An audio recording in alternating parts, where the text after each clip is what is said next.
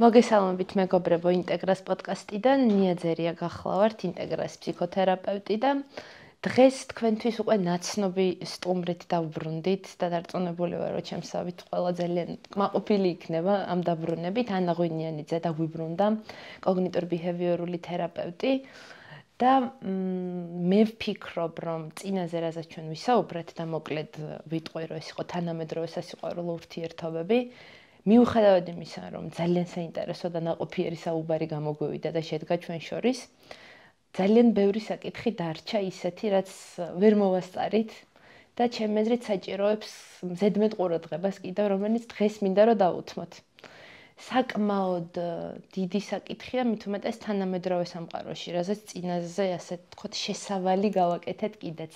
რა ხდება ადამიანებს შორის დღეს და როგორია დღევანდელი ურთიერთობები, რომლებიც მე მგონი, რომ არც თუ ისე სახარბიელოდ მიმდინარეობს, როგორც სასურველია.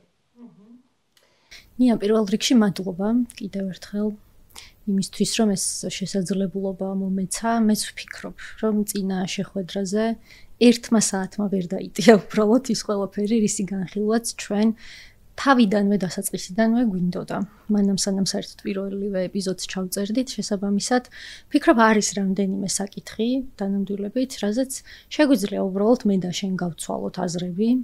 რა თქმა უნდა, მაყურებელს ის შეუძლია, რომ შემოგვედავოს კიდეც, იმიტომ რომ აქვე ხაზგასმით ვიტყვი იმას, რომ კონტინგენტი, ასე ვთქვათ, რომელთა კვლევის თუ დაკვირვების თუ ასე შემდეგ საფუძველზე ჩემი დასკვნებია გამოტანილი, ხო არ შეიძლება მათი გამოცდილება განზოგადდეს ყველა ადამიანზე, რა თქმა უნდა, ან ყველა სოციალური წრის წარმომადგენელზე, იმიტომ რომ აქ შემოდის რაღაც ეკონომიკური თავისებურებები და ასე შემდეგ და ასე შემდეგ, რა თქმა უნდა, ის სოციალური ცვლადები, რომლებიც ბუნებრივია არის იმ სასიყვარულო ურთიერთობების მდგენელი, რომელზეც ჩვენ საუბრობდით წინა შეხვედრაზე.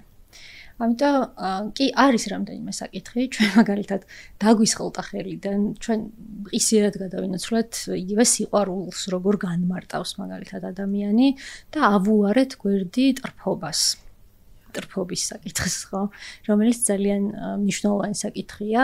დღესდღეობის ხათშორის ნიშანდობლივიც არის, რომ ეს სიტყვა საერთოდ დაიკარგა, ანუ ტრფობა, სატრფოს აღარავის ეძახის და უფრო ძირითად მოიხსენიებიან crush, რაც არის, ანუ ეს არის და ამის შესატყვის სინამდვილეში არის ეს ტრფობის მდგომარეობა. და მეც მოვისმენდი პირველ რიგში შენს გამოცდილებას, ანუ ზოგადად ტრფობასთან რა დამოკიდებულება აქვს ადამიანებს და ასე შემდეგ და მე თავისთავად ბუნებრივია მეც რაც კი ხელთ მაქვს ამას გაგიზიარებ შენც. კი, ჩვენ რო საუბრობდით ამ საკითხზე, როცა გეგმავდით უკვე მეორე ეპიზოდს ამასთან დაკავშირებით, მაშინ გავცვალეთ კიდეც მე და შენ გარკვეული მოსაზრებები, დაკვირვებები, რაც შეგვიმჩნევია, პირადი გამოცდილებებიც მათ შორის და ასე შემდეგ. ტრფობა დღევანდელი თვალსაზრისით და რადგან ჩვენ აქცენტს ვაკეთებთ თანამედროვე სამყაროზე, როგორც აღნიშნე, შეიცვალა და არა მხოლოდ სიტყვა, რომელიც დაიკარგა, არამედ მისი შინაარსიც. იმიტომ რომ ჩემი შეფასებით და დაკვირვებით, რაც წამიკითხავს, მსმენია, უფრო ძველი თაობისგან და ასე შემდეგ, ტრფობა მეტად გაიგივებული იყო იმასთან, რაზეც ჩვენ წინაზე ვისაუბრეთ, რომ გადავხტით სიყვარულთან ბმაში. დღეს ამას უფრო ზედაპირული ურთიერთობების სახე აქვს შეძენილი, სადაც ნაკლებია ემოციური ღრმა ინტერპერსონალური კავშირები და უფრო მეტია სხვადასხვა მიზნით განხორციელებული მოქმედებები, თუ შეიძლება ასე ითქვას, რომელიც არ ემსახურება მაინც და მაინც სიყვარულს და იმ კავშირს, რასაც სიყვარულში მოვიაზრებთ ხოლმე. ჩვენ რომ საუბრობდით, ვახსენეთ კიდეც, ხო და ვთქვით, რომ ეს რაღაც თითქმის აკვიატებამდე მისული დევნა, აი ამ ტრფობის, ოღონდ ეს მიმდინარეობს სრული, მე დავარქმევდი შიშის ფონზე იმისა, რომ განვიცადო ემოციები. ნამდვილი და გულწრფელი ემოციები. ეს არის ტრფობა, რომელიც შეიძლება იყოს მიბმული გარეგნობაზე, გარკვეული ტიპის მიზიდულობაზე და ასე შემდეგ, მაგრამ არა პიროვნებაზე, ალბათ. ესა ვიტყოდი. კიცი, მოდი აი ეს დავაზუსტოთ, რომ ტრფობის დანიშნულება საერთოდ რა არის? ან ტრფობა რისთვის არსებობს, ხო? ტრფობის დანიშნულება არის ის, რომ მე ავირჩიო ის ვისაც მივაწერი ყველაფერს რაც ჩემთვის არის უკიდურესად მნიშვნელოვანი და ღირებული, ხო? რას ნიშნავს ეს მიწერა? ხო, მიწერა არის ზუსტად მოლოდინის მდგომარეობაში გადანაცვლება, ხო? ეს მოლოდინი ნიშნავს თავის მხრივ იმას, რომ შენ ხარ სწორედ ის, ვისგანაც მე ველი ჩემი ზოგად ადამიანური მოთხოვნილებების დაკმაყოფილებას, ხო? ანუ შენ ხარ სწორედ ის, ვისგანაც მე ველი იმას, რომ მე შენ გეყვარები, სწორედ შენ, მაგრამ ეს შენ თავისი არსით, ხო? თავისთავად არის უცნობი. ხო, ხა ინტერნეტში რაღაც მიმიც ტრიალებს, რომ ქრაში ნიშნავს იმას, რომ ძალიან ბევრი რაღაც არ იცი ადამიანთან დაკავშირებით, რომელსაც ქრაშავ, ხო, ანუ რომელსაც ეტრფი. საბოლოოდ ტრფობა აუცილებელი საფეხურია სინამდვილეში იმისთვის, რომ მე ავირჩიო ადამიანი, რომელსაც მივაწერ ამ ყველაფერს. ხო, უბრალოდ გასათვალისწინებელი არის ის, რომ ტრფობის მდგომარეობა ძალიან ხშირ შემთხვევაში არ შეიძლება გაიგივდეს სიყვარულთან, ხო? ანუ მაინც და მაინც სიყვარულის მომასწავებელიც არ არის. საბოლოოდ, ხო, იმიტომ რომ ზოგჯერ იმდენად ძლიერია ის წნეხი, ანუ იმ მოლოდინების წნეხი, ხო, რომელსაც მე რომელთანაც გამოხმაურების უფლებამოსილებას თითქოს გადავცემ ვიღაც განსაზღვრულ ადამიანს, ხო, რომ ეს ადამიანი ვერ უძლებს ამ წნეხს. საბოლოოდ, ხო, ზოგიერთი ადამიანი ნებდება ტრფობის საფეხურზევე, ან ხელიდან უსხლტება ტრფობას მარტივად რო ავხსნათ. და რატო შეიძლება გავექცე შენს ტრფობას, ხო? იმიტომ რომ ზუსტად ამ ტრფობაშივე შესაძლოა უკვე მოცემულია ის, რომ ეს ყველაფერი სიყვარულში ვერ გადავა. და ამიტომ აი ეს შფოთვა საბოლოო ჯამში შემოდის შენსა და ჩემს შორის, ხო? შენს როგორც მეტრფეს შორის და ჩემს როგორც სატრფოს შორის, ხო? იმიტომ რომ მე ვხვდები, ანუ ჩემი სხეული შეიგრძნობს იმას, რომ ეს ადამიანი არა იმდენად იმით არის დაუშვათ იმ მიზნით მეტრფის, რომ მეც ვუყვარდე, არამედ იმ მიზნით მეტრფის, რომ მე მიყვარდეს ის. ხო, ანუ ზოგიერთი ტრფობა მეტისმეტად დიდი წნეხის შემომტანია თვითონ ადამიანებთან, მეორე ადამიანთან ურთიერთობაში, ხო? ზოგადად ისიც არის გასათვალისწინებელი, რომ ტრფობა თავისი ბუნებით, ხო, მოიცავს აღტკინება აღფრთოვანების მდგომარეობას. მაშინ, როდესაც ჩვენ სრულიად მონუსხულები ვართ, ხო, როდესაც აღფრთოვანებულები ვართ, ანუ მეორე ადამიანით. და აქ მახსენდება მე მაგალითად როლან ბარტის ესეთი თუ არ ვცდები ზუსტად იმ წიგნში არის ეს მოცემული საუბრები, შეყვარებული საუბრები, ანუ როგორ საუბრობს შეყვარებული და იქ არის მოცემული ციცქნა ლაქა ცხვირზე. ხო, რას ნიშნავს ეს ციცქნა ლაქა ცხვირზე, რომ რაღაცა სინამდვილიდან იჭრება ჩემს ტრფობაში, ხო, იმიტომ რომ ტრფობაში, როდესაც მე გეტრფი შენ ჩემთვის ხარ უზადო ხარ. ხო, ანუ უნაკლო ხარ, ხო, იმიტომ რომ და უზადო ხარ სწორედ იმდენად, რამდენადაც შენ მოგანიჭე იმის უფლებამოსილება მინდა ყოველ შემთხვევაში, ხო, იმიტომ რომ ტრფობა მე ჩავდე შინაარსი. ზუსტად თავისთავად, ხო, რასაც ყბადაღებული პროექცია ქვია და ზუსტად ქართულად რო ვთქვათ, ეს არის მიწერა, მიკუთვნება ადამიანისთვის, იმიტომ რომ შენი გარეგნობა ჩემში რაღაცას აცოცხლებს მაგალითად, ხო? გარეგნობა ზოგადად არც იმდენად მნიშვნელოვანია, რამდენადაც გონია და არც იმდენად უმნიშვნელოა, რამდენადაც ეს გონია, ხო? იმიტომ რომ და მნიშვნელოვანია მხოლოდ ინდივიდუალური თვალსაზრისით საბოლოოდ, იმიტომ რომ ნებისმიერი ჩვენგანის გარეგნობა ზოგიერთი ადამიანისთვის არის მაცოცხლებელი, ზუსტად აი ამ იმედის, ანუ სიყვარულის დაპირების თითოეული ჩვენგანის, მაგრამ ზოგიერთისთვის არ არის. ანუ ვერ წამოსდებ, ასე რომ ვთქვათ, ხო? ვერ გაცოცხლებ იმ მოლოდინს, რომ აი სწორედ შენ ხარ ის, ვისგანაც მე მინდა მივიღო სიყვარული, ხო? ანუ და მინდა და მჭირდება ამ მოთხოვნილებების დაკმაყოფილება, ხო? ასევე ტრფობაში სხვათა შორის ასახულია როგორ ვცხოვრობ. საერთოდ როგორ ცხოვრობ, ხო? ჩემს ცხოვრებას რა აკლია, რით არის გაჯერებული, მოდი ესე უფრო ვიტყვი. ხო, რით არის დატვირთული, ხო? იმიტომ რომ ტრფობის სამიზნეს ვისკენ მიუმართავ ჩემს სატრფიალო, ასე ვთქვათ, ნებათა ღელვებს, ხო? ზუსტად ამის მიხედვითაც ვარჩევ საბოლოოდ, ხო? იმიტომ რომ ჩვენ არამხოლოდ ჩვენ ვიცით, რომ ტრფობა საერთოდ არაცნობიერის ცხოველქმედების შედეგია, ხო? ეს რას ნიშნავს, რომ მე არ გიცნობ შენ და შენ და მი ზუსტად ეს მოზღვავება მთელი ჩემს სიცოცხლო ძალა, თითქმის სრული, ხო? მოედინება შენკენ, ხო? და შენ არა იმდენად შენკენ მოედინება სინამდვილეში, რამდენადაც სინამდვილეში ჩემკენ არის მოდინებული, ხო? იმიტომ რომ თავისი არსით ტრფობა საკმაოდ საკუთარი თავით მოცული მდგომარეობაა. იმიტომ რომ ის სხვა მე არ ვიცი ვინ არის. იმიტომ რომ ჩემი წარმოსახვისგან მისი განცალკევება არ დაწყებულა. ხო? რასაც წარმოვიდგენ, ის ან მოუახლოვდება ჩემს წარმოსახვას, ან რა თქმა უნდა, სინამდვილე უბრალოდ განმკურნავს ამ წარმოსახვისგან. ხო? დავინახავ, რომ ეს ადამიანი ძალიან შორს არის ჩემი წარმოსახულისგან და შეიძლება საერთოდაც სრულიად განსხვავდება იმისგან, რაც მე წარმომედგინა მასთან დაკავშირებით, ხო? გალაქტიონის მე შენში მიყვარს ოცნება ჩემი. ეს რა თქმა უნდა ისეთი მათემატიკა, ხო ზუსტად, რომელიც ტრფობას ახასიათებს. აი შენი გამოცდილება რაც ძალიან მნიშვნელოვანია არის, როდესაც ტრფობა თავრდება, მოდი ესე ვიტყვი. ანუ უნდა გადავიდეს. სხვა გზა არ არის, ან გადავა ეს ტრფობა ურთიერთობის სხვა საფეხურზე გადაინაცვლებს, შესაბამისად ურთიერთობა ან შედგება, ან არ შედგება, ხო? ან ის დარჩება სატრფიალო იმაში, სივრცეში, ხო? ჩემი უნებათა ღელვები. შენთან როგორი, აი შენი როგორ ემშვიდობებიან ადამიანები ტრფობას? თუ ემშვიდობებიან საერთოდ ამ მდგომარეობას? თანამედროვე სამყაროს კონტექსტში რომ გითხრა, ჩემი აზრით ტრფობას არ ემშვიდობებიან იმდენად, რამდენადაც ტრფობის ობიექტს. იმიტომ რომ იცვლება ძალიან უხეშად თუ არ გამომივა ვიტყვი საგანი ტრფობის და ამ შემთხვევაში მართლა გულისხმობ საგანს როგორც უსულოს, უპიროვნებოს, ყოველგვარი ნიშან-თვისებების და მახასიათებლების არ მქონეს, იმიტომ რომ დღევანდელ შემთხვევაში ჩვენ ამას განვიხილავთ, ეს მინდა განვმარტო, როგორც პრობლემას რეალურად, ხო? სანამდეც გვინდა რომ მივიდეთ აი ტრფობის დღევანდელი პრობლემა რაც არის, ეს აკვიატებული ტრფობის მოთხოვნილება და უსრულებელი და თან არაფერში არ გადაზრდილი.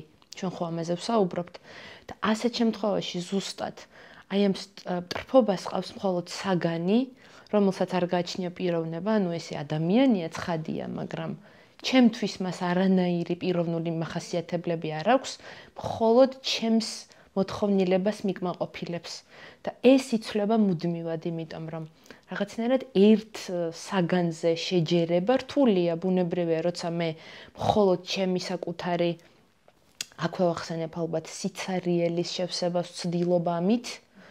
ასეთ შემთხვევაში ერთი ობიექტი ვერ დამაკმაყოფილებს, ეს მუდმივად უნდა იცვლებოდეს, იმიტომ რომ რაღაცნაირად ეს ქიმია ესეთი რა, ერთ ადამიანზე რაღაც მომენტში უკვე ჰორმონალურადაც წყდება გამოყოფა იმ საჭირო ჰორმონებისა, რომლებიც მუდმივად მომყოფებს მე მაგზნების მდგომარეობაში. ამიტომ საჭიროა შეიცვალოს ობიექტი, ეს საგანი. პრობლემა ზუსტად იმაში მდგომარეობს, რომ ეს არაფერში არ იზრდება, ადამიანები ერთმანეთს არ უკავშირდებიან, იცვლებიან მუდმივად ობიექტები და არასდროს არაფერი არ ხდება. და ეს არის ძალიან მნიშვნელოვანი და ძალიან საინტერესო, რატომ ხდება ეს.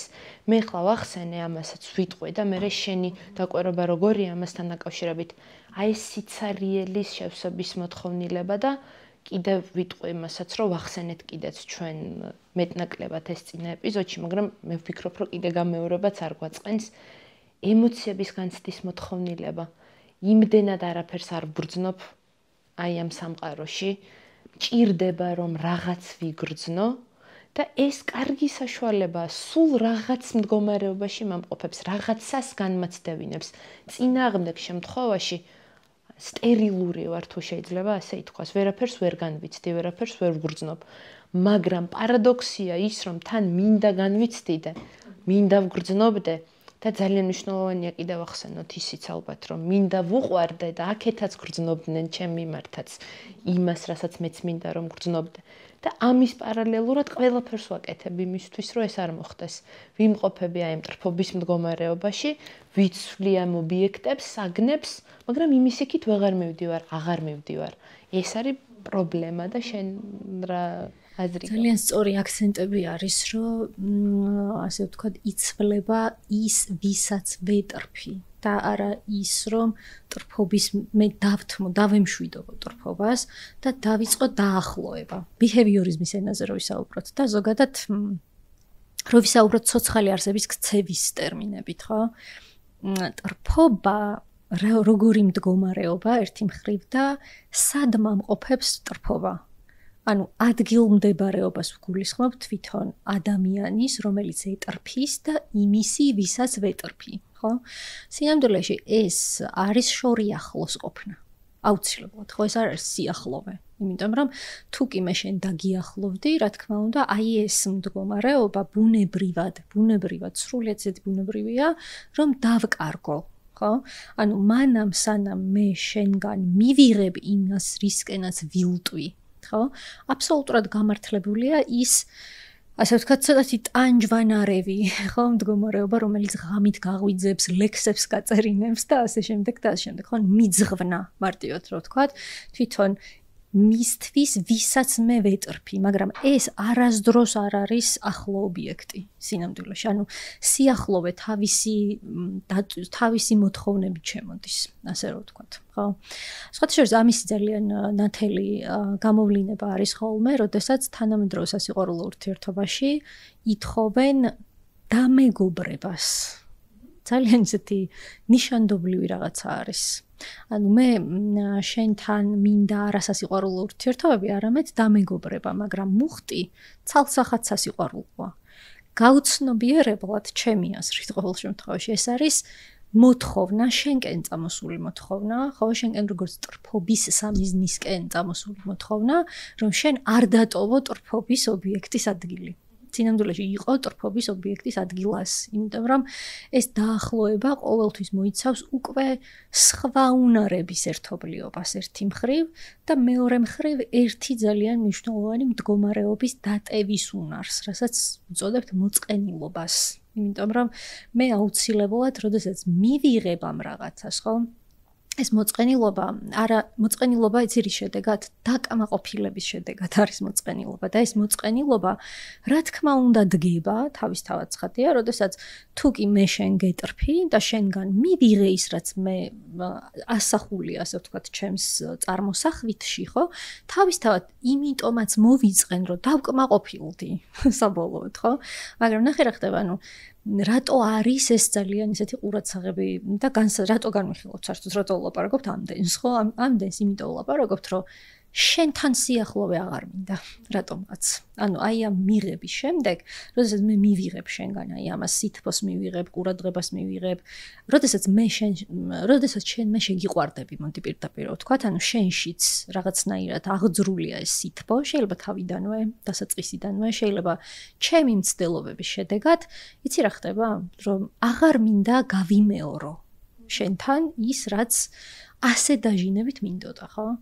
რატომ შეიძლება არ მინდოდეს ამ ყველაფრის გამეორება, ხო? იმიტომ რომ მე ხო ასე ვისწრაფვოდი, ხო, აი ამ ტრფობის სინამდვილეში გადატანისკენ, ხო? იმიტომ რომ მე არ შემიძლია გავუმკლავდე ასრულებულ სურვილს. არ ვიცი. ანუ დავიბენი. როგორც კი ამისრულდა, ხო, სურვილი. წარმოდგენა არ მაქვს რა მოვუხერხო, აი ამ ასრულებულ სურვილს, იმიტომ რომ ის რაც ჩემს ტრფობაში იყო, ასახული როგორც იყო ასახული, ხო? თურმე ასეთი არ არის დაკმაყოფილებული სურვილი. ან დაკმაყოფილება ნიშნავს იმას, რომ მე გადავდივარ გათავისუფლების მდგომარეობაშიც თანამედროვულად. ანუ აღგზნებას აღარ დავატარებ.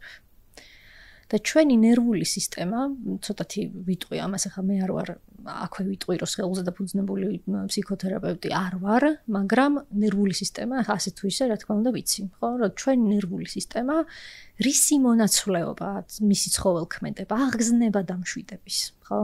და რატომღაც თანამედროვე ადამიანი ილტვის მუდმივი აღგზნების მდგომარეობისკენ. მას არ შეუძლია დაძლიოს აი ეს თანმხლები მდგომარეობა სიმშვიდის. ანუ დაკმაყოფილებულობის ჩვენ შეგვიძლია თამამად ვთქვათ, რომ თანამედროვე ადამიანი, არა მხოლოდ ქართველი, სიმართლე გითხრა, თანამედროვე ადამიანი დაიარება დაუკმაყოფილებელი. ანუ დამშეული დაიარება სინამდვილეში, ის ვერ იღებს სიყვარულს. იმიტომ რომ მიღებულ სიყვარულს იცი როგორ რაღაცა განცდა მაქვს ხოლმე ზოგჯერ, რომ რაღაცა სათამაშო გადასცეს ადამიანს ძალიან ისეთი, შეიძლება ძალიან ძვირფასია და ძვირფასი არის კიდეც, ხო, მაგრამ არ იცის ამ სათამაშოს როგორ ითამაშოს. ანუ როგორ მოეპყრას ეს არ იცის, ხვდები რას ვამბობ, ხო? და ამიტომ ძალიან მნიშვნელოვანი არის ის, რომ ეს დევნა ზუსტად აი ამ აღგზნების მდგომარეობის დევნა, ხო? ჩვენ ძალიან ცოტა ხანში, საკმაოდ ახალგაზრდა ასაკში, გვამყოფებს ხოლმე სრული გამოშიგნის მდგომარეობაში. ანუ ბოლო-ბოლო მიხვდები იმას, რომ შენ აღარ შეგიძლია ამ მდგომარეობაში ყოფნა.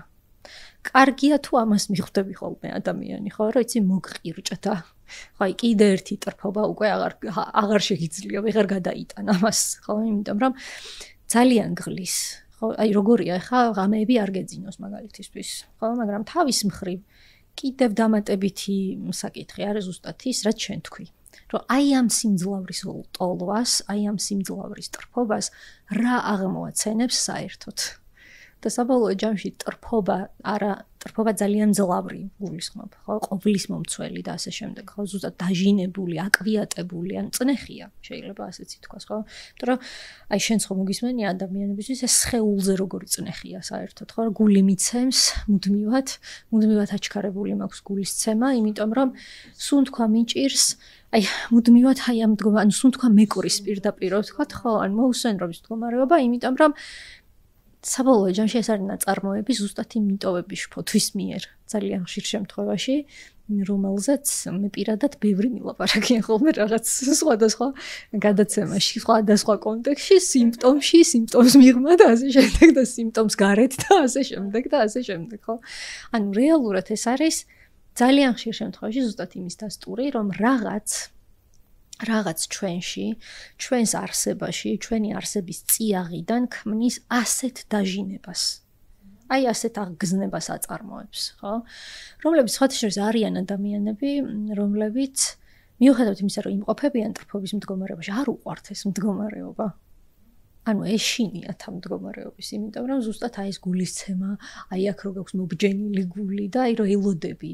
თან გეშინიას მიახლოება განრიდების ეს არის, ხო? ანუ დაპირისპირება, რომ აი ვაი თუ ნაბიჯი გადავდგა და იქიდან უარყოფა მივიღო, ნახე, ვაი თუ. საბოლოო ჯამში, რა თქმა უნდა, შფოთვის ნასაზრდოებია ხოლმე ძალიან ხშირ შემთხვევაში.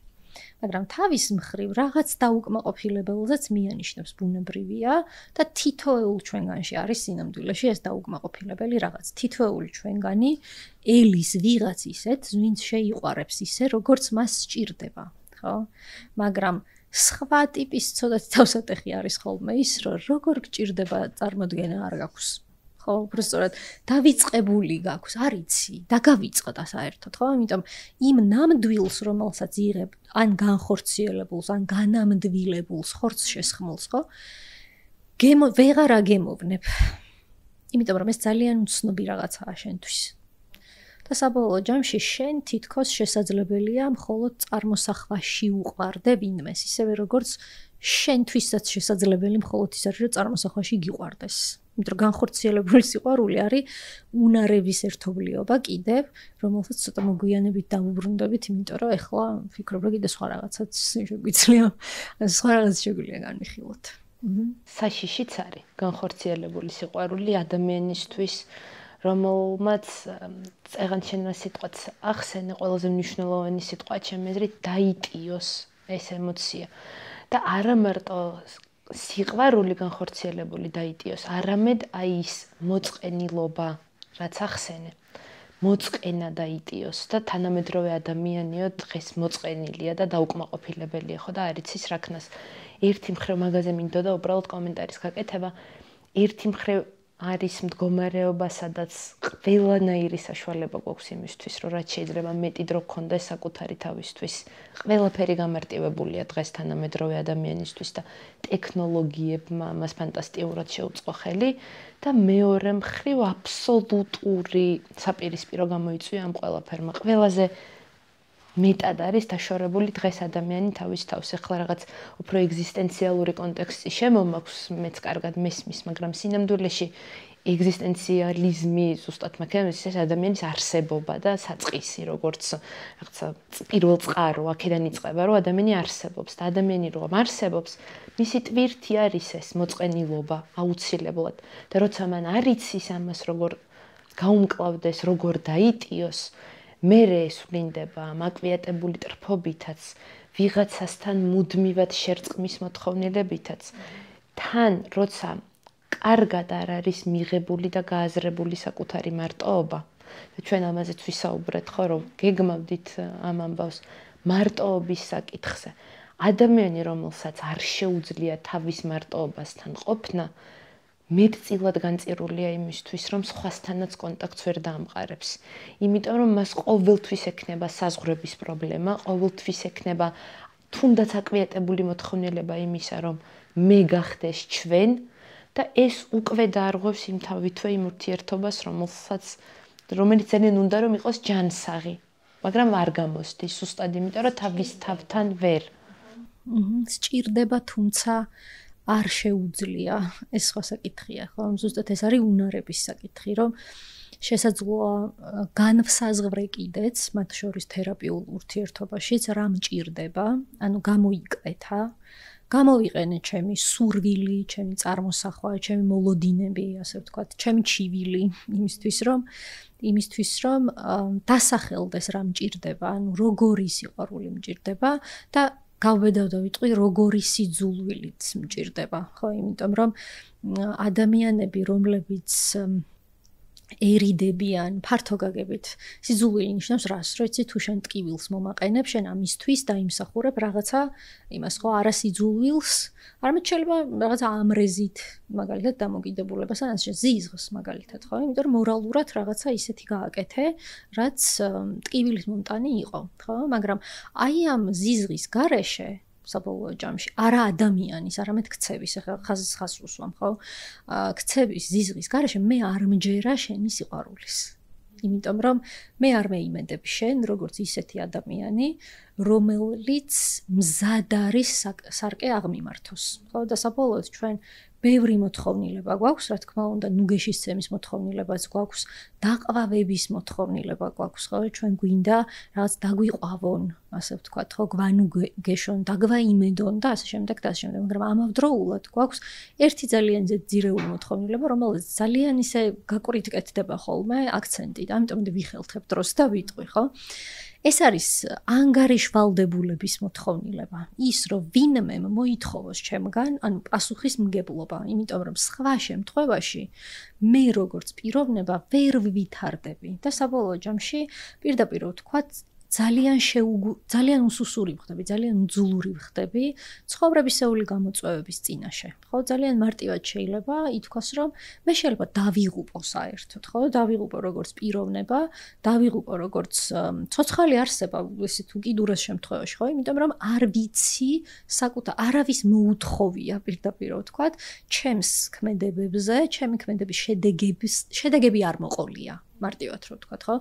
და ეს არ არის დასჯა სისასტიკის იმითი, ხო? ანუ სისასტიკის თვალსაზრისით, ხო? რომ შენ, როდესაც მაგალითად მე შენ თუ დამარტყამ, ხო? მე ეს მეტკინება და შესაბამისად მე გავიწევი შორს. მე შეიძლება არ დაგარტყა. ანუ გადავწყვიტო, ხო? რომ მე ამ ადამიანს არ დავუბრუნებ აი ამ იმას. ხელს არ შევუბრუნებ, ესე გადატანით მნიშვნელობითაც ვამბობ მათ შორის, ხო? მაგრამ აუცილებლად მომავალში თავს ავარიდებ, იმიტომ რომ ტკივილს მაყენებს. და იმის გამო, რომ საზღვრებზე თქვი, ხო, საზღვრები ახსენე, იმის გამო, რომ მე ბავშვობაში შეიძლება მასწავლეს ძალადობის და ძალადობრივი და არაანგარიშვალდებულების გამომხატველი ქცევების მიღება კი არა, დათანხმება ამაზე, ხო?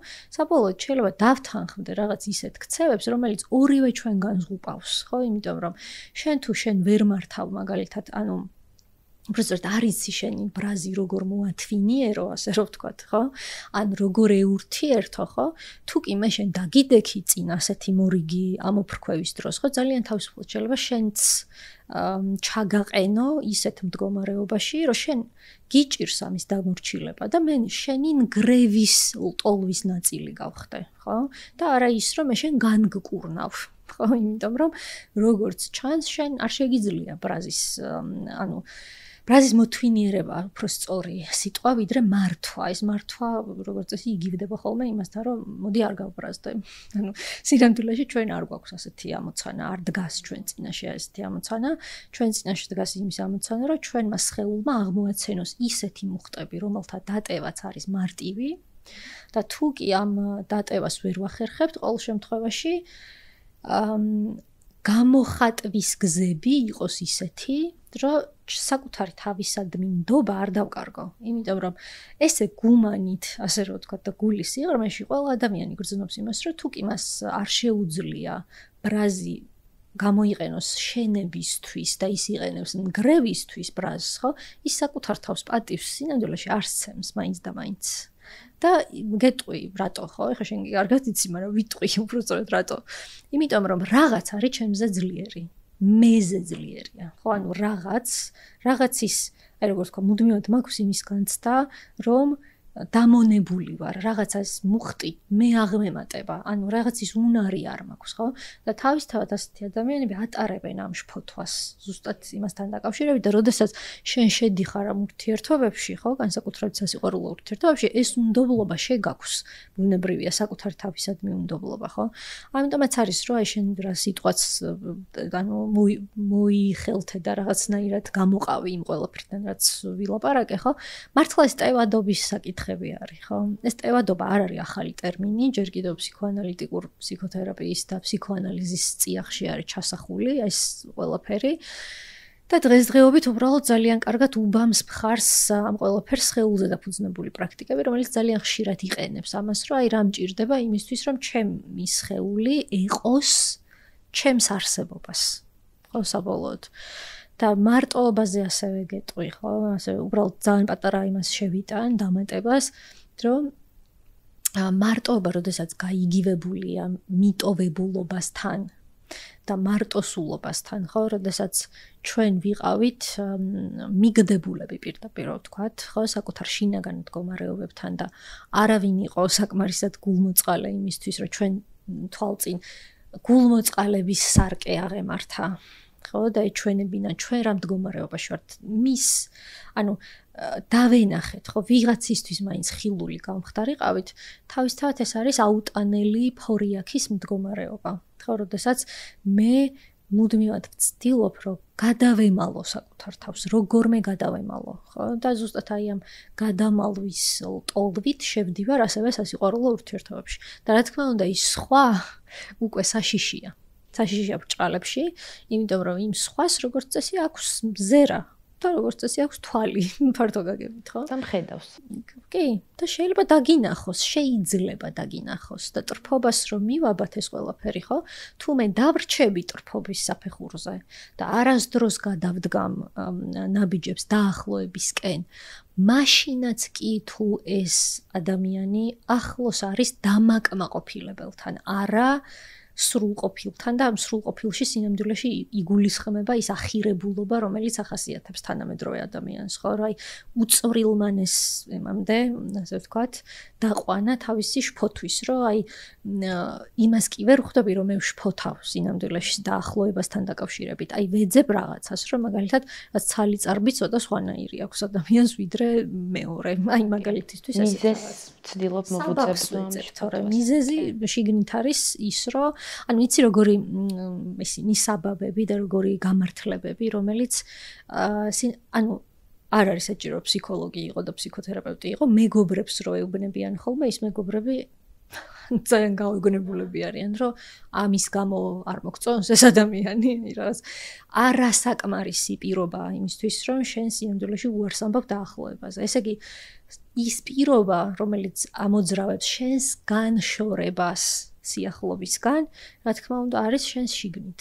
ყოველ შემთხვევაში, მანამ სანამ მართლაც არ დადასტურებულა, რომ ეს ადამიანი, ვინც შენ ამოირჩიე, დანამდვილებით ძალიან შორს არის იმ ადამიანისგან, ვისაც შეუძლია შენი სიყვარული. არა ახირებული სიყვარული, არამედ ის, რაც დანამდვილებით გჭირდება, ხო? და საბოლოოდ ჩვენ ძალიან ბევრი ფენის ქვეშ ვართ გადამალული და აქედან გამომდინარე მუდმივად გვისხლტება ხელიდან, ანუ სულ გაგვირბის სინამდვილეში ის თუ რა გვაგრძნობინებდა თავს ზუსტად იმ ადამიანად, რომელიც უყვართ.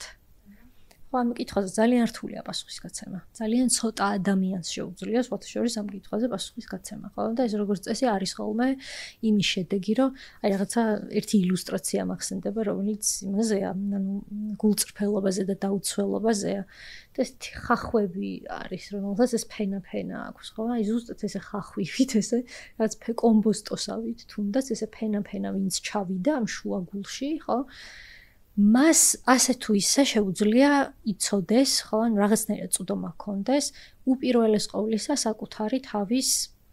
საკუთარი ზედაპირის მიღმა, ხო, რომ ასე, როდესაც ვიქცევი, რატო ვიქცევი ასე, რა მჭირდება? აი ამ ქცევის მიღმა რა არის, ხო, რომელი დაუკმაყოფილებელი მოთხოვნილება მაგალითისთვის, ხო? და მაინც რაც არ უნდა გაცნობიერებდე, ხო, რაც არ უნდა დაუშვათ გაიწონასწორო საკუთარი თავის სიყვარულისთვის, ხო, რა თქმა უნდა დრო და დრო და ეს ძალიან ადამიანურია, შენი თავის ტვინიც და მთელი სხეულიც და შენი ზოგადად შენი არსება გაბრუნებს სადღაც წარსულში. ხო, რომელიც სულ ცდილობს, რომ როგორღაც შეინარჩუნოს ის წონასწორობა, რომელმაც ადრე გადაგარჩინა. და მაქედან დაიწყო ყველაფერი. მაგრამ მე ახლა კიდე მოვიხელთე შენივე ტერმინი რო გამოვიხენო. მიყვარს ეს სიტყვა. რამდენიმე სიტყვაც და კონცეფციაც ჩემი აზრით. შენახსენე სხვა არის საშიში. და კიდევ ახსენე ესეთი საშიში თავად სიტყვა განადგურება. რაც აი ასეთ ურთიერთობებში, რომელზეც ახლა ჩვენ ვსაუბრობთ, საკმაოდ ხშირია. განადგურება იმ სხვის, რომელიც საშიშია გარკვეული მიზეზების გამო. და აქვე მივაბამდი, იმიტომ რომ რაღაცნაირად მგონია, რომ გადაჯაჭვულია ეს ყველაფერი ერთმანეთს, გრძნობიარობასა და სისუსტეს, უსუსურობას. ეს ყველაფერი ერთად რას გულისხმობ ვცდილობ ავხსნა. ამ ტიპის ადამიანებში, რაზეც ჩვენ ახლა ამდენი ხანია ვსაუბრობთ, გრძნობიარობა აბსოლუტურად უცხო ხილია და ყველაზე მეტად არასასურველი. სულ არ მინდა რაღაც ზედმეტი სენტიმენტები, ზედმეტი ემოციურობა, რომანტიკა, ასე შემდეგ და ეს აუცილებლად არის სისუსტე, ტოლობის ნიშანია ამ ორ კონცეფციას შორის. გრძნობიარობა და სისუსტე. და გარდა იმისა, რომ ეს ყველაფერი მე არ მინდა რომ მქონდეს, არ მინდა რომ მომეწერებოდეს, მეორე ადამიანი, რომელიც უსუსურის პოზიციაში იმყოფება, იმიტომ რომ ის შესაძლოა მეტად ღია იყოს ამ ყველაფრის მიმართ და უფრო მოწყვლადი, მანდ ჩნდება მისი სრული განადგურების მოთხოვნილება. იმიტომ რომ სარკე რო ახსენე წეღან მე ესე ვხედავ, ზუსტად ასეთი ბრჭყალებში უსუსური ადამიანი ხდება ჩემთვის სარკე, რომელშიც ვხედავ ჩემ თავს განძარცვულს ყოველგვარი ემოციისა და მგრძნობიარობისგან. და მე მინდა რომ ეს სარკეც გავანადგურო და შესაბამისად წყარო ამ სარკისა, რომელიც არის ეს ადამიანი. კი. ძალიან მნიშვნელოვანი საკითხს მიადექი ახლა შენ, ეს არის სისათუთის რაღაცა გულჩვილობის, შენ თქვი ეს სიტყვა როგორც მახსოვს მაშინ ჩვენ საუბარში და ძალიან სწორი სიტყვა არის. ზოგადად აი გულჩვილობის გაცამტვერების ოლტოლვა დანამდვილებით შეინიშნება ხოლმე, ხო? ხა ესენი გასათვალისწინებელი არის ის, რომ ჩვენ რო ვსაუბრობთ, ხო? ამას თავისთავად არ ვსაუბრობთ რაღაცა მტკიცებულებების გარეშე. ხო, ბუნებრივია, ჩემი ფსიქოთერაპიული პრაქტიკა ყოველ შემთხვევაში ითვლის თითქმის 10 წელიწადს უკვე, შესაბამისად რაღაცა ტიპის დასკვნების თამამად გაკეთების უფლებამოსილებას ვგრძნობ. ყოველ შემთხვევაში, ხო?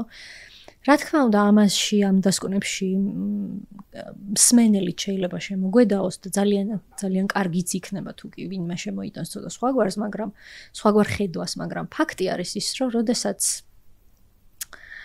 როდესაც შენში აღძრავს, რაც ყველაზე მთავარია, გაუცნობიერებელ ზიზღს, იმიტომ რომ უსუსურის ზიზღი უსუსურის სიძულვილი ამავდროულად სირცხვილთანაც არის დაკავშირებული. ხო, თავისთავად ცხადია, იქ უკვე სირცხვილი ძიღვიძებს, რომ დაუჯერებელია, რომ უსუსური მეზიზღება და მძულს. ხო, ჩემთვისვე იმდენად მიუღებელია, რომ უსუსური ადამიანი მოვიძულე, ხო, და შეყვარებული ადამიანი უსუსური ადამიანია, შეიძლება ასე ითქვას, ხო, ძალიან მარტივია მისთვის ტკივილის მიყენება.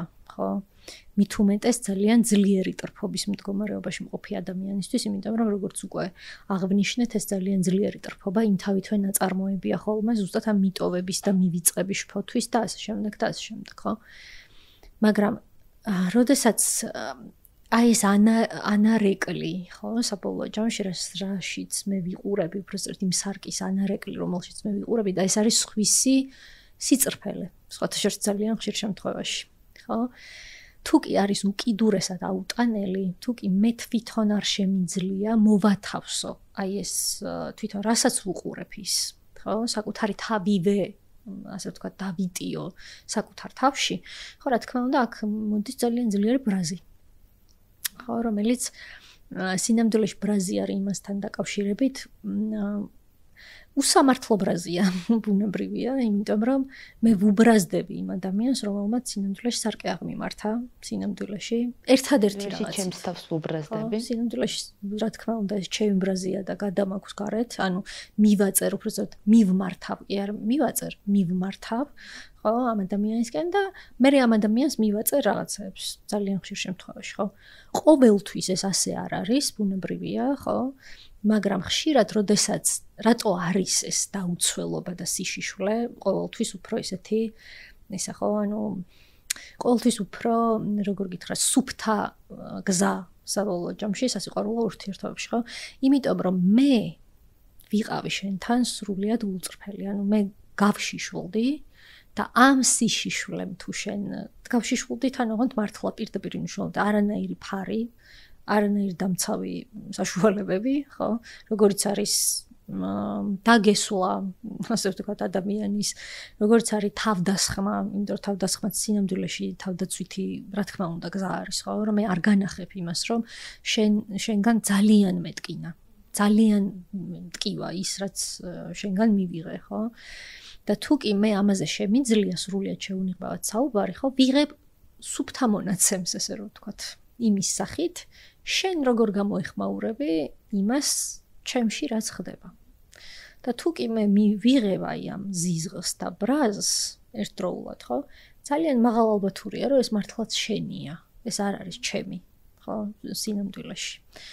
ასეთი ტიპის სარკისგან გაქცევა რთულია, მაგრამ სამაგიეროდ ძალიან დიდი ბრაზის მოზღვავება ხდება ხოლმე ზუსტად ასეთი ადამიანისკენ.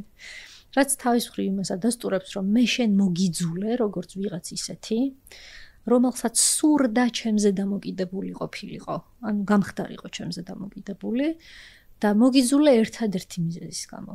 ხო, იმიტომ რომ საკუთარი თავი მძულს დამოკიდებულის მდგომარეობაში. და ამას აქვს თავისი საფუძველი, ხო, მრცხვენია.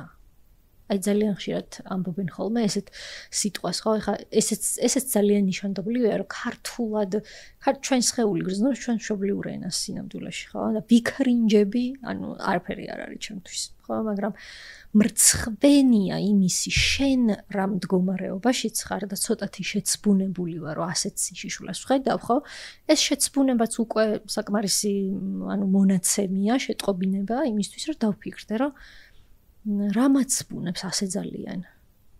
აი ამ რაღაც სიშიშვლეში, იმაში, რომ ადამიანი მეუბნება, რომ მე შენზე მინდა დამოკიდებულების ჩამოყალიბება, ხო?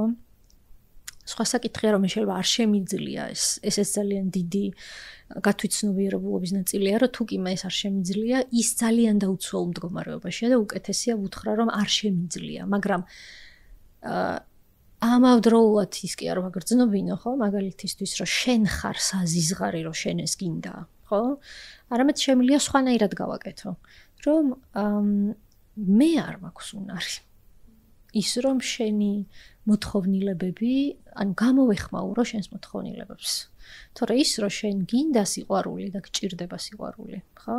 ამაში არათუ სასირცხვილო არაფერი არ არის, არამედ ეს არის ზუსტად ის, რაც გაქცევს ცოცხლად, ხო?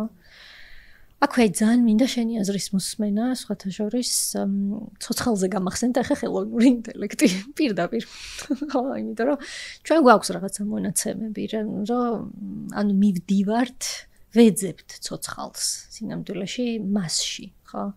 დიახ. აი შენ როგორი დაკვირვებები გაქვს რა ხდება ამ მიმართულებით შენთან? ისთან დაკავშირებით. როგორც რაღაც ისეთთან, რაც ცოცხალს გავს. და ძალიან ხო, აი ეგ მე მგონი ეგ კიდევ უფრო სწორი შეფასება ცოცხალს გავს და რა კარგად მატყუებინებს თავს სამწუხაროდ. თუმცა სანამ აქამდე მივალ პატარა ჩართვა მინდოდა რომ გამეკეთებინა ამ გრძნობიარობის, აი ამ შიშის რო ვაიმე მგრძნობიარე არ ვიყო ამის ირგვლივ მე ჩემი პრაქტიკული გამოცდილებით რადგან მქონია და მაქვს შეხება ანტისოციალური ტიპის პიროვნებებთან, ადამიანები, რომლებიც ძალადობას ახორციელებენ, განსაკუთრებით საპირისპირო სქესის მიმართ და ასე შემდეგ და ჩვენ გვაქვს ხოლმე მათთან ურთიერთობა ინდივიდუალურად ჯგუფურ ფორმატში, სადაც ვცდილობთ, რომ ეს რაღაც ძალადობრივი ქცევა გადავასწავლოთ, თუ შეიძლება ასე ითქვას. და იქ არის ერთ-ერთი სავარჯიშოსავით, მცირე სავარჯიშო, სადაც არის ჩამოწერილი ემოციები, ყველა ტიპის ემოცია და ვთხოვთ ხოლმე, რომ მონიშნე ისინი, რომელსაც შენ განიცდი, ან განგიცდია, რომელიც შენთვის არის ნაცნობი. არასოდეს, არც ერთხელ ეთნიკურად ქართულ ამ შემთხვევაში მამაკაცებზე მაქვს საუბარი, ზრდასრულ მამაკაცებზე, არც ერთხელ არ ყოფილა შემთხვევა, რომ რომელიმე მათგანმა მონიშნა სინაზე. ეს ემოცია არის გათვალისწინებული. პირველ რიგში ვიტყოდი იმას, რომ რაცაც მე დავაკვირდი, პირველ რიგში შინაარსობრივად რთულია ამის გააზრება, რაც ნიშნავს სინაზე. იმიტომ რომ პირველი ემოცია, როგორც კი ამას იგებენ, როგორ აი არ განგიცდია მაგალითად სინაზე, არის თითქოს ბრაზთან მიახლოებული, რომ აი ეს კულტურული დასწავლულობიდან გამომდინარე, რომ მე კაცი ვარ და რანაირად უნდა განვიცადო სინაზე, ეს არ არის საჩემო ემოცია, ქალი ხომ არ ვარ, ყოველთვის ცოტა ირონია შეპარულიც, რომ აი მართლა ქალი ხო არ ვარ, რა სისულელეა, რა სინაზე და რაც მთავარია, სრული გაუაზრებლობა შინაარსობრივად რას ნიშნავს ეს ემოცია. მერე რომ ვუხსნი ხოლმე უმარტივესად, მაგალითად როგორ შეგვიძლია ხოთ აი პატარა ბავშვს რო ხედავ, ან შვილი ყავს პირობითად, ხო და ამბობ რომ გიყვარს, რო გეხუტება, ან რო გაგიცინებს, ნებისმიერ ესეთ სითბოს, სინაზეს, რასაც იწოს, ეს არ განგიცდია, ამ დროს აღმოჩნდება, რომ რა თქმა უნდა განუცდია, უბრალოდ არ იცის რომ ამას სინაზე ჰქვია და მაშინაც კი აი სირცხულზე გამახსენდა ზუსტად ეგ. იგრძნობა, რომ როგორც კი გამოიჭერს თავის თავს ამაში, რომ სინამდვილეში განუცდია, მე ამის რცხვენია. განიცდის რაღაცნაირად და მე ცდილობს რომ ან გაალამაზოს, ან თავი გაიმართლოს, რაც ყოველთვის გასაკვირია ხოლმე ჩემთვის, რომ ადამიანს ჭირდება თავი გაიმართლოს აბსოლუტურად ბუნებრივი ემოციის განცდის გამო. იმისთვის რომ სევდიანი. ჩემი სუბიექტური შეფასებაა, რომ არის ეს სევდიანი, რომ სირცხვილს იწვევს მსგავსი ემოციები ადამიანში. და რაც შეეხება AI-ს, ბარემ რომ მივაბა ამ საკითხს, ფანტასტიკურად უწყობს ხელს ასეთ ადამიანებს. მე ესე ვიტყოდი. იმიტომ რომ ეს არის იმდენად ლამაზი, ტყუილი, ეხლა ცელ ჩემს იმამაცეს რომ მოვუხმო და უწოდო. კი. იმდენად სასიამოვნო და ლამაზი ტყუილია და გულწრფელობა მოითხოვს იმის აღნიშვნას, რომ მეც გამხდარ ვარ, ცხადია, ვერავუვლით გვერდს. სამწუხაროდ რაღაცა. აქვე მხარდამჭერი იმის მიზნით ვიტყვი რომ მეც. შენც ხო, მიხარია მარტო არ ხარ. ბავში, სამწუხაროდ ცხოვრობთ ისეთ ეპოქაში, სადაც იმდენად მაცდურია ეს გამარტივებული წვდომა ინფორმაციაზე და თან ამხელა ინფორმაციაზე, რომ რა თქმა უნდა შეუძლებელია ამისგან თავის შეკავება, თუმცა მე ჩემი პირადი მაგალითი რო გავაზიარო, როცა გადავწყვიტე, რომ გამომეცადა როგორია უფრო ადამიანურ კონტექსტში, ესე დავარქვათ, რაღაცები რო გავუზიარე, მართლა ისე სასიამოვნოდ მოტყუებული ვიყავ, იმიტომ რომ მეუბნება ყველაფერს, რისი მოსმენაც მინდა, აბსოლუტურად ზუსტად იდენტურად.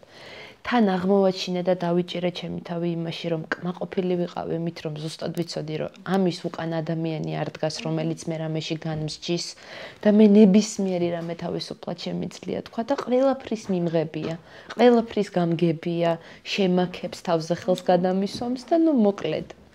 მაგრამ ეს არის ტყუილი რეალურად, აი რეფლექსია როცა გავაკეთე და საკუთარი დამოკიდებულება და განცდები, ნამდვილად ტყუილია.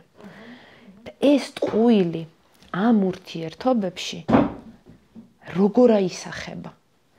იმიტომ რომ ისეთ ილუზიას ქმნის, მე რო შიშები მაქვს გადასალახი იმისთვის, რომ ეს სიყვარული რომ ძალიან მინდა, მეც რომ მინდა რომ მიყვარდეს და მასაც რომ მინდა რომ ვუყვარდე, მაგრამ აი ხლა რაც ვილაპარაკეთ ჩვენ, აი ამ ტვირთებით ვარ დახუნძლული და ამის პარალელურად რო არსებობს რაღაც, რაც ფანტასტიკურ ილუზიას მიქმნის და ამაზე უკვე იწერება საკმაოდ ნელ-ნელა იკრიბება სამეცნიერო კვლევებიც ამასთან დაკავშირებით, როგორ აისახება ეს ადამიანზე, ისედაც მოწყვლად ფსიქიკას, როგორც ვლის და რამხელა აღსასვამს და არ არის კიდე საუბარი, მაგაზე არ ვსაუბრობთ, ფსიქიკური აშლილობების განვითარების რამხელა რისკის ქვეშ აყენებს ადამიანებს და ასე შემდეგ.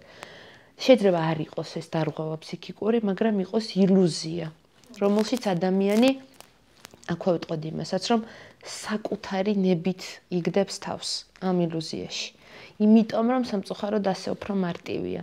იმ ტვირთებთან გამკლავება ბევრად უფრო რთულია და ეს უფრო მარტივი. მე ესე ვუყურებ ყოველ შემთხვევაში. კიდე ბევრ რაღაც საინტერესო რაღაცას ამბობ. პირველ რიგში მოდი გამოვეხმაურები ამ გრძნობიარობის, სისათუთის, გნებავს რაღაც გულჩვილობის ჯგუფს, ან მდგომარეობების ჯგუფი, ხო, რომელიც მოიცავს სათუთ განცდებს. ხო? ახლა საბოლოო ჯამში რა ხდება, როდესაც სისათუთეს ებრძვის პირდაპირ მნიშვნელობით მამაკაცი საკუთარ თავშივე. ხო? საბოლოოდ იცი არის მიუხედავად იმისა, რომ ის ეძებს კიდეც დანამდვილებით ეძებს ამ სინაზეს. ხო, ანუ აი გულჩვილობას, სითბოს და ასე შემდეგ, ხო? რაღაცა განსაზღვრულ საფეხურზე, ურთიერთობების რაღაც განსაზღვრულ საფეხურზე იწყებს მის მტრობას სინამდვილეში, ხო? და რეალურად რით გამოიხატება, მოდი ეს მტრობა ამას ვიტყვი, ხო? რომ მაგალითად, როდესაც შენი მეწყვილე მოდის შენთან რაღაცა ჩივილით. აქვე ხაზს ვუსვამ, რომ გასაგებია ჩივილს სჭირდება თავისი წარდგენის წესები და ასე შემდეგ, ხო? იმიტომ რომ როდესაც მე სათუთად არ წარვადგენ ჩივილს, ხო? ბუნებრივია ეს ჩივილი, უბრალოდ ეს წარდგენა ხელს მიშლის იმაში, რომ მეც სათუთად გიპასუხო, ხო? ანუ გულისხმობ, როდესაც მაგალითად ჰეტეროსექსუალი ქალი მიდის ჰეტეროსექსუალ მამაკაცთან რაღაცა შეჩივლებით, ასე ვთქვათ, დაჩივლებით, ხო? ეს რა თქმა უნდა, თუ კი უკიდურესად შეფუთულია, ხო, და ჩაკარგულია ან ბრაზში, ან ასე შემდეგ, ბუნებრივია, ანუ შემხვედრი პასუხიც ძალიან ხშირ შემთხვევაში არის ბრაზი, ხო? ეს არის ძალიან ბუნებრივი პასუხი. მაგრამ როდესაც წესების დაცვითაც კი, ხო? ან მცირე დარღვევებით, მოდი ასე ვიტყვი, ხო? ხდება რაღაცა ურთიერთობაში არსებული რაღაცა სირთულის წარდგენა და მე ამას ვხვდები შემდეგი დამოკიდებულებით, არა მხოლოდ შემდეგი წინადადებებით და ენობრივი რაღაც იმითი, ხო, სიტყვათწყობით, რომ შენ გეჩვენება პრობლემა, რო არსებობს ურთიერთობაში, ხო? შენ გაზვიადებულად აფასებ რაღაცეებს. რომ შენ საბოლოო ჯამში ზედმეტად მგრძნობიარე ხარ. ეს ფრაზა აბსოლუტურად ისეთი ყურადღების ღირსია ხოლმე, ხო? რომ შენ ზოგადად ხარ, პირდაპირ ვთქვათ, შენ საერთოდ მოწყვეტილი ხარ სინამდვილეს, შეშლილი ხარ, პირდაპირ ვთქვათ, ხო? როდესაც მე აი ასე მივუდგები სისათუთეს, ხო? სინამდვილეში რა მოუვა ამ სისათუთეს? ხო, ისევე როგორც თავისთავად ცხადია, იმ სილაღეს, უდარდელობას სიხალასეს, ასე ვთქვათ, ხო, რომელსაც ძალიან დაჟინებით ითხოვენ ხოლმე სხვათა შორის. ქართველი ჰეტეროსექსუალი მამაკაცი ამას გთხოვს შენ და შენგან არ თუ გთხოვს, არამედ მოითხოვს, რომ ნუ ამაფორიაქებ. ანუ ყველაფერი, ასე ვთქვათ, უნდა იყოს მხოლოდ სასიამოვნოს განცდაზე, ხო? განცდაზე ზრუნვა საბოლოო ჯამში. მაგრამ მოდი პირდაპირ ვთქვათ, ხა მოვიკრებ მე ჩემს წილგამბედაობას და ვიტყვი, რომ ის დამოკიდებულებები, რომელსაც მე, როგორც ცოცხალი არსება, არ არის საჭირო ქალი ვიყო, კაცი ვიყო, ანუ ვიღებ სისათუთის პასუხად, ხო? და სილაღის პასუხად. სილაღე სინამდვილეში რას ნიშნავს? სილაღე ნიშნავს იმას, რომ ჩემში რაღაცა მოძრაობა მომწიფდა, ხო? მოძრაობა ნიშნავს იმას, რომ შენთან გიახლოვდები იმისთვის, რომ შენ გაგიზიარო, ნახე, შენ გიზიარებ, რომ ეს მეტკინა, ეს მეწყინა და უშუალოდ ეს გამეხარდა, არა მხოლოდ წინაზე და ტკენაზე არის, ხო? და ასე შემდეგ და შენ როგორ მხვდები ამის მიხედვით შევძლებ საკუთარი სილაღის საზრდოობასაც, ხო? და ამ ყველაფრის განაყოფიერებასაც პირდაპირ ვთქვათ, ხო? პასუხებზე ბევრი რაღაც არის დამოკიდებული. და ძალიან ხშირად მე რო დავკვირვები ვარ, ანუ როგორ მიმდინარეობს ხოლმე ურთიერთობები, ხო? ბევრი ქალი, არა ყველა, იმიტომ რომ ზოგიერთი, ახლა ჩვენ ვიცით, რომ ბევრი პიროვნების მდგომარეობა არსებობს, ისეთი, რომელიც ანუ მყისიერ ფეთქებადობასაც ნიშნავს, ხო? მათ შორის ქალებშიც, ხო? რაღაცა იმედი გაუცრუა და მყისიერად ფეთქდება აი ამ იმაზე, ხო? იმედგაცრუებაზე. ანუ პირველივე შემთხვევაზე პირდაპირ ვთქვათ, არის ძალიან მძაფრი ეს პასუხი, ხო? და თავისთავად ცხადია, დასატევად რთულია იმ მამაკაცისთვის, რომელიც გვერდით იმყოფება. ხა, ანუ სამართლიანობა ითხოვს, რომ აღინიშნოს ეს, ხო? ისევე როგორც ქალისთვის არის რთული. დასატევად მსგავსი ფეთქებადობა, ხო? ნუ ხანგრძლივი დროის მანძილზე უბრალოდ შენი ბრაზის ადგილი იმდენად არ არის, რომ მთელი ეს ბრაზი, ხო? შენივე ბრაზი ილექება შენ სხეულში, სხვადასხვა მდგომარეობების სახით. ოდესმე მე ავტოიმუნურ დაავადებებზეც და ფსიქონეიროიმუნოლოგიაზე შეგვიძლია რაღაცა ვთქვა. გელოდებით მესამე. ხო, ძალიან ეგენ ძალიან საინტერესოა. ეს ახლა აქვე ჩავაგდებ მარცვალს. მაგრამ ნახე, რო გადავალოთ თვალი, ხშირად თავიდანვე არ იწყება ამ ფეთქებადობით. ქალის მხრიდან ეს ყველაფერი. უბრალოდ ეს ფეთქებადობა ძალიან ხშირად არის ხოლმე იმ იმედგაცრუებების და იმ უსუსურობის განცდის შედეგი, რომელშიც ხანგრძლივი დროის მანძილზე იმყოფება, აი ზუსტად ამ უგულებელმყოფი დამოკიდებულებების გამო, ხო? და მე საბოლოოდ იცი წასვლა, რომელიც ზოგჯერ და საკმაოდ ხშირად, არა მხოლოდ ზოგჯერ, არის ხოლმე ერთადერთი სწორი გამოსავალი სინამდვილეში, რომ შენ გადაირჩინო საკუთარი თავი. გადაირჩინო იცი რისგან? ანუ პირველ რიგში საკუთარი თავისადმი პატივისცემის სრული დაკარგვისგან. იმიტომ რომ საბოლოოდ აცნობიერებ, რომ ითხოვ იმ ადამიანისგან, რომელსაც არ შეუძლია ამის გაცემა, ხო? და მე ესეც ტვირთად მიყვება. საბოლოოდ ეს ბრალეულობის განცდა, რომ ვითხოვდი იმ ადამიანისგან, რომელსაც არ შეეძლო ამის გაცემა და ჩემი წარმოსახვა იმისი, რომ ეს ადამიანი სწორედ ის იყო, ვისაც შეეძლო გაეცა ჩემთვის სწორედ ისეთი სიყვარული, რომელიც მე მჭირდება, არის დანაშაულის განცდის აღმძვრელი და არა დაუშვათ ის, რომ ძალიან რთულად მიდიხარ ამ დასკვნამდე, რომ საბოლოოდ იცი რაც მჭირდებოდა სრულიად ადამიანური იყო. უბრალოდ ჩემი შეცდომა არის ის, რომ ვითხოვდი მისგან, ვისაც არ შეუძლია უბრალოდ გასცეს, ხო? ანუ სხვისი უსუსურობის აღიარება ვერ შევძელი, დროულად ვერ შევძელი, ხო? და წასვლა როგორც წესი ძალიან რთული არის ხოლმე მერე. მაგრამ რეალურად აი დაძვრა ნახე ფართო გაგებით მოძრაობა. ის რაც ძალიან მახასიათებელია ცოცხალი არსების, რომ ცოცხალი არსება უტყვის რისკენ, გაფართოებისკენ უტყვის სინამდვილეში, ხო? ანუ მე რო აქ ვზივარ ეს 1 საათი, ხო? აი ჩემი სხეულიც უკვე ეხა შეგრძნება მაქვს იმის, რომ წამონდექი, რომ გახვიდე. სადღაც რაღაცა შეცვალო, რომ სადღაც უფრო წინ წაწიო რაღაცები, ხო? ურთიერთობის გარდასახვის და წინ წაწევის მოთხოვნილება და სურვილი არის სრულიად ისეთი სურვილი, რომელიც უნდა ახასიათებს. ეს აღნიშნავს იმას, რომ ცოცხალი ვარ. ანუ სუნთქავ, ხო, რეალურად. და არსება ვარ, რომელიც სინამდვილეში ილტვის ჩაღრმავებისკენ, სინამდვილეში, ხო? რა სირთულეს აწყდება ეს თანამედროვე ურთიერთობებში, შენთვისაც უდიდესი ალბათობით ცნობილია, დარწმუნებული ვარ, არა თუ უდიდესი ალბათობით, არის ის, რომ ძალიან ხშირად მამაკაცს, ხო? არ უნდა იმ სიმყუდროვის დათმობა, რომელიც ქალისთვის პირდაპირ ვთქვათ მოყირჭდა.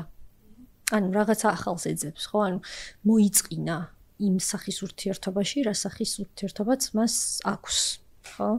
ცდილობს სახელები მიაკუთვნოს რაღაცას, ხო?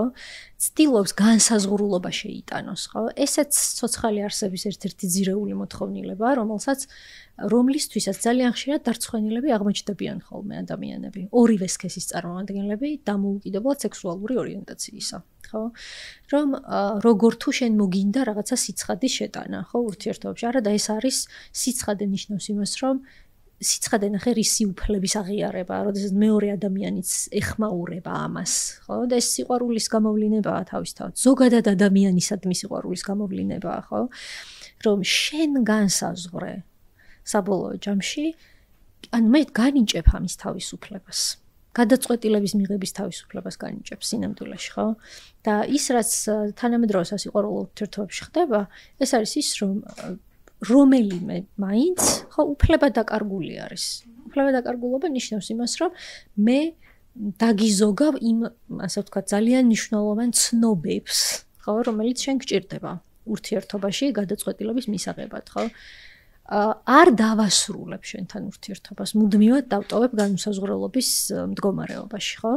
და ეს უკვე უკავშირდება წმინდა ძალაუფლების საკითხებს, რომელიც რამდენად ახლოს არის სიყვარულთან, ჩემთვის დღემდე ცოტათი გაუგებარი არის.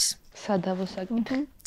ძალიან სადავო საკითხი. ხელოვნური ინტელექტზეც გითხარი. ხელოვნური ინტელექტზე დამომეწამოვიწყდი და დამოვიწყდი. მაგრამ ხელოვნური ინტელექტზე რის თქმაც მინდა შენს იმას რომ გამოეხმაურო გამოცდილებებს, ხო?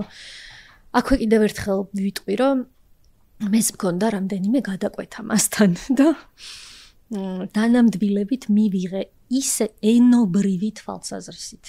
მოდი ეს კარგად გავიმიჯნოთ ერთმანეთისგან, რომ ენობრივი სიტყვათ წყობის თვალსაზრისით ზუსტად ის, რაც მე მჭირდებოდა. დანარჩენი გააკეთა ჩემმა ფსიქიკამ. იმითი, რომ ამ სიტყვებს მიაწერა ტონი, ამ სიტყვებს მიაწერა ტემბრი და ამ სიტყვებს მიაწერა ის სისათუთე, რომელიც საბოლოო ჯამში შეიძლება ითქვას ნებისმიერ ცოცხალ არსებას მეც მათ შორის ბუნებრივია მჭირდება. ხო შენც და ნებისმიერ ცოცხალ არსებას ეს სჭირდება. ხო თავისთავად ის რაც გულწრფელად რო გითხრა, მე ხშირად არ მიმიღია ადამიანებისგან. ნამდვილად არ მიმიღია ადამიანებისგან, ხო?